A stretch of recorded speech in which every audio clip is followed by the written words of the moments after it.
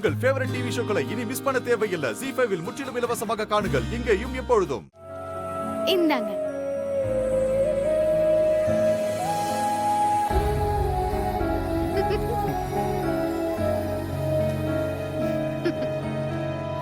இதெல்லாம் எனக்கு பிடிக்கும்னு உனக்கு எப்படிமா தெரியும்?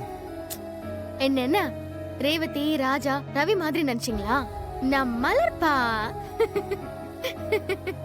அது இருக்கட்டும், எனக்கு சுஜாதா, ஜெயகாந்தன், ஜெயமோகன் இவங்கெல்லாம் பிடிக்கும்னு உனக்கு தெரிஞ்சதுதான் பெரிய ஆச்சரியமா இருக்கு. என்ன எத்தனையோ முறை புக்ஸ் வாங்க கடைக்கு கூட்டு போயிருக்கீங்க. அப்போ ஒவ்வொரு முறையும் இவங்க புக்ஸ் எல்லாம் ஆசையா கையில எடுத்துட்டு போகும்போது அப்படியே அதை விட மனசு இல்லாம திரும்ப வச்சுட்டு வரத நான் பல முறை பாத்திருக்கேன்பா. அப்பெல்லாம் நீ என்கிட்ட எதுவும் கேட்டது இல்லையே? ஒருவேளை அப்போ உங்களுக்கு அது முக்கியமான செலவில்லாம தோணிருக்கலான்னு நான் நினைச்சேன்பா. சரியாதான் புரிஞ்சு வச்சிருந்திருக்க. நான் தான் சொன்னேன்ல, நான் மலர்பா. ஆனா இத நான் எதிர்பார்க்கவே இல்லம்மா. அப்பா, எதிர்பார்க்காம இருக்கும்போது கொடுத்தாதான் அது சர்ப்ரைஸ். இன்னும் என்னென்ன சர்ப்ரைஸ் வச்சிருக்க? உங்களுக்கு இதே போல மாசம் மாசம் 5 புக்ஸ் வாங்கி தரேன். நீங்க சந்தோஷமா வாசிச்சுக்கிட்டே இருக்கலாம். அப்பாவுக்கு வேலை கிடையாது, யாரையும் தொந்தரவு பண்ணாம ஒரு மூலையில உட்கார்ந்து படிச்சுட்டு இருக்கட்டுமேனு பாக்குற. சாச்சா, அப்படியெல்லாம் இல்லப்பா. வேற எப்படி? புக்ஸ் வாசிச்சா உங்களுக்கு சந்தோஷமா இருக்கும்ல, அதுக்காக தான். அது மட்டும் இல்லப்பா, உங்களுக்கு Facebookல ஒரு அக்கவுண்ட் ஓபன் பண்ணி தரேன். அதுல நீங்க வாசிக்கிற புத்தகங்களை பத்தி எழுதுங்க. அது மட்டும் இல்ல, உங்களுக்கு என்னென்ன தோணுதோ எதை வேணாலும் எழுதலாம். அதுல இருக்கிற ஃப்ரெண்ட்ஸ் உங்களை பாராட்டுவாங்க, ஆர்கியூ பண்ணுவாங்க, ஏன் சண்டை கூட போடுவாங்க. ஜாலியா பொழுது போகும் தெரியுமா? ஐயோ, அதெல்லாம் வேண்டவே வேண்டாமா. அப்பா,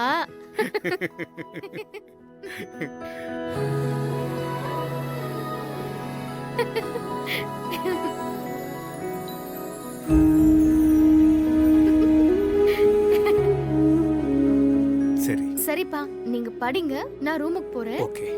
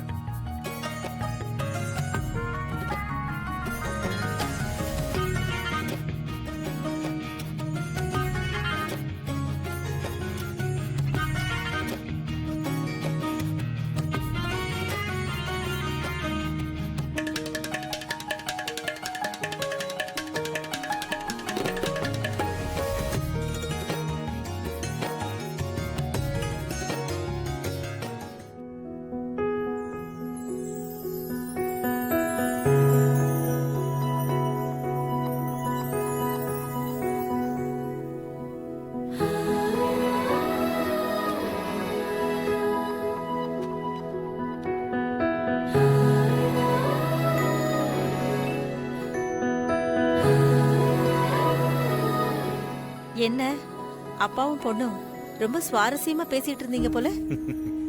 இங்க பாரு, மலர் எனக்காக எவ்வளவு புக்ஸ் வாங்கிட்டு வந்திருக்கான்னு.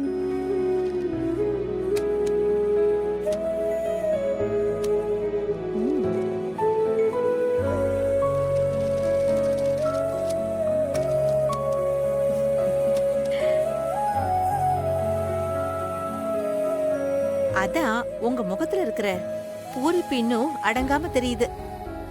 ஆனாலும் உங்களுக்கு உங்க பொண்ணு மேல ரொம்ப தான் பெருமை. என் பொண்ணு என் கூட வெளியே வரும்போதெல்லாம் என்னை நல்லா கவனிச்சு எனக்கு என்ன பிடிக்கும்னு தெரிஞ்சு கரெக்டா வாங்கிட்டு வந்திருக்கா. கல்யாணம் ஆன புதுசுல நிறைய புக்ஸ் வாசிச்சுக்கிட்டே இருந்தீங்க. அப்புறம் எப்படி அந்த பழக்கம் போச்சுன்னே தெரியல. எனக்கு இன்னும் ஆச்சரியத்தை அடக்கவே முடியல. ஆனாலும் உங்க பொண்ணுக்கு அப்பா மேல ரொம்ப தான் பாசம். இல்லையா பின்ன? நீங்க தான் அவளை இன்னும் சின்ன பொண்ணாவே நினைச்சுக்கிட்டு இருக்கீங்க. சீதா, உனக்கு ஞாபகம் இருக்கா? மலர் வயிற்றுல இருந்தப்ப கூட நாம பெருசா சந்தோஷப்படல. ஆமா, நீங்க கூட இது வேண்டாம் கலைச்சிடலாமான்னு கூட கேட்டீங்க. அன்னைக்கு அவசரப்பட்டு எந்த முடிவும் எடுக்காம விட்டது இன்னைக்கு நம்மளை நல்லா புரிஞ்சு பாசத்தோடையும் அக்கறையோடையும் நடந்துக்கிற நல்ல பிள்ளையை கொடுத்துருக்கு. அன்னைக்கு அப்படி நினைச்ச புள்ளதான் இன்னைக்கு பாரு ஒவ்வொன்னையும் ஞாபகம் வச்சு பார்த்து பார்த்து செய்யுது. ஆமாங்க, மத்த பிள்ளைங்க ஒவ்வொன்னும் செலவு கணக்க போட்டுக்கிட்டே இருக்குங்க. நீங்க ரிட்டையர் ஆனதுல இந்த வீட்ல ரொம்ப சந்தோஷப்பட்டது மலர் மட்டும் தாங்க. அவளோட மனசுக்கு ஏத்த மாதிரியே ஒரு நல்ல வாழ்க்கை அமையணுங்க.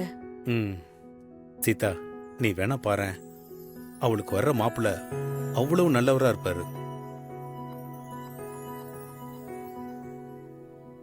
அவ சந்தோஷமா இருப்பா சீதா, சந்தோஷமா இருப்பா. ஜீ5 ஆப்பை டவுன்லோட் செய்து அனைத்து எபிசோடுகளையும் இலவசமாக பாருங்க.